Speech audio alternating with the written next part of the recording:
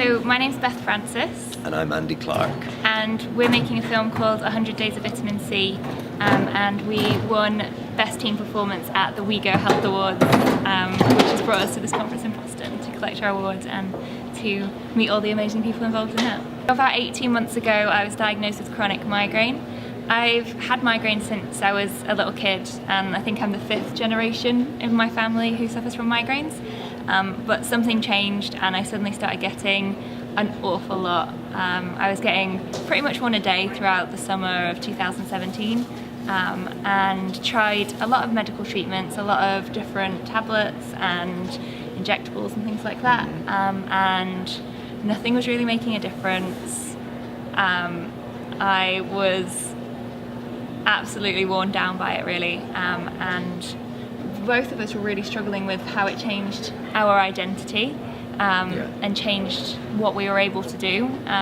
When you're suffering with something like a migraine that much, and each attack would last anything up to a couple of days really, so I didn't really have any downtime between them at that point. It was so draining, and it did just take away who we were. So the idea behind the film was in thinking that we know that when we're near the water it helps us, it makes us feel better, so we thought let's put it to the test and see how things go, and it totally changed our lives. It's been absolutely amazing.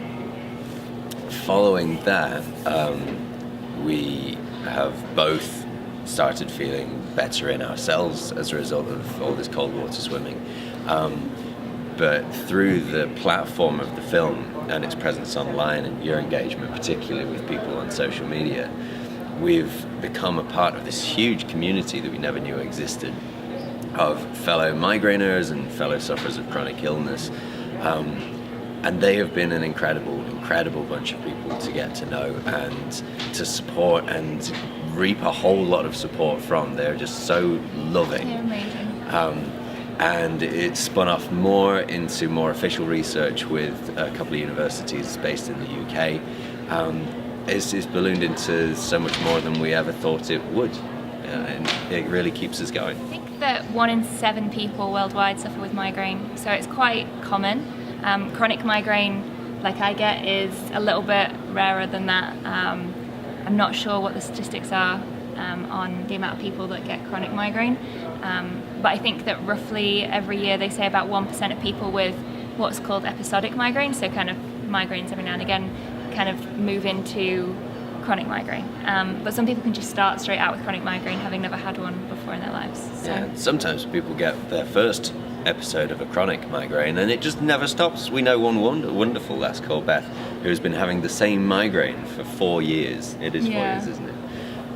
Whereas you at least get a break roughly half the time. It was a strange experience. I think that it kind of hit us from a lot of different angles.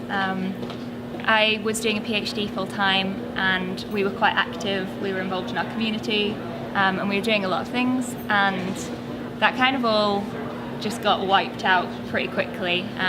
Originally I had to put my PhD on pause, and I've now gone back part-time, but it is still a struggle with that kind of thing. And I think that that's something that certain healthcare professionals maybe in our country can't quite understand. So they'll be like, well, if you're sick, just take time off sick, but you can't have an indefinite amount of time that you can have off. You still have bills to pay.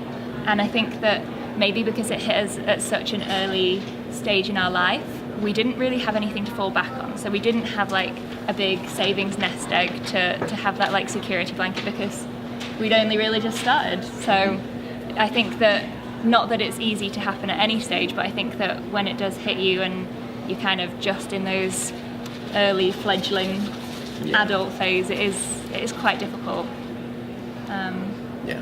In terms of healthcare professionals that we've spoken to, some of them have been absolutely incredible. The majority have been amazing.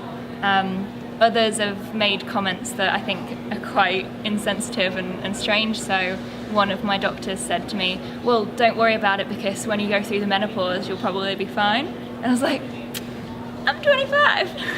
I hope that's a while. Yeah, it's hardly consolation. No, and I think that maybe as an older gentleman, he probably didn't quite understand how that would have impacted on how we felt about the situation. Yeah, chronic migraine is one of those not tremendously well understood of conditions. It's widely misunderstood by society. Migraine in general can just be perceived as a bad headache, whereas I now know it's so much more than that. But to the medical industry, it's one of these really, really bizarre things where you've got to go through a channel of specialists, and then you kind of reach an end where they have tried what's at their disposal, and none of those are really migraine-specific treatments. They're spin-offs of other things that have been developed and sometimes work for migraines too. And if you get to the end of that, you're just left with, well, that's all we can do for now. At least you're not dying, apart from insight. It's a really, really tricky one to engage with people with. Yeah. So people can find us on social media. We're on Facebook, Instagram and Twitter at Vitamin C Film. And we also have a website which is vitamincfilm.com, and our email address is vitamincfilm@gmail.com.